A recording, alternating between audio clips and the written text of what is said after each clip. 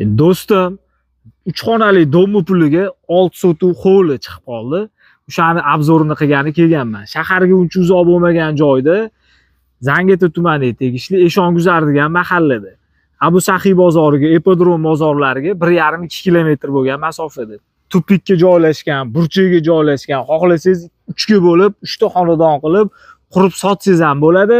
Xohlasangiz uyi bilan kirib yashasangiz ham bo'ladi. Taxminiy lokatsiyasi Bekbaraka domlarini to'g'risidan kirib kelganingizda uyingiz oldida hamdaqa gibermarket bor, tupikka joylashgan, asfalt bo'lgan ko'cha, kommunikatsiyalar yetib kelgan. Yuring, uy ichini bitta obzor qilib beraman, ko'rib baho bering. Narxini ham aytib o'taman. Arzon. 3 xonali dom puliga beraverar ekanlar. Egalariga pul zarurroq bo'lgani uchun arzonga beraveraman deyaptilar. Pastki nomerga aloqaga chiqasiz, egalari nomerini o'zi savdolashib kelishsangiz bo'ladi.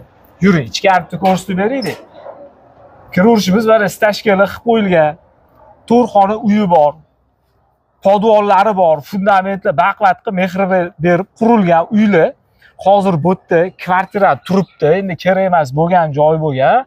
Shuning uchun hozirda foydalanishga faqat kvartiraga berilgan. Hovlimiz 6 sotuvdan iborat, 4 ta xonasi bor, podvollari bor, fundamentlar qilib g'ishtlardan chiroyli qilib ko'tarilgan. Gaz, suv, svetlardan muammo yo'q. Gazlar bor, mana katyol xonasi bor. Bu yoqda mana oshxonasi bor. Keyingi xonamizda bitta remont qilib, bo'yab olsanglar, akfaromli qo'yib olsanglar, yashasa bo'ladi. 3 ga bo'lib ham, 2 ga bo'lib ham uy qilib, o'zingizlar qurib sotsanglar ham bo'ladi. Qurib sotadiganlar bo'lsa, kimgadir qiziq bo'lsa, egasi nomerini pastda qoldiraman. Narxini $110,000 so'rayaptilar, kelishtirib berar ekanlar. Bu yoqlarda bunaqa narxlarga uylar, 6 sotuv uylar $150,000, $160,000 so'rashyapti o'zi. Zaril bo'lgani uchun arzon qilib tez sotib yuborish maqsad bor ekan.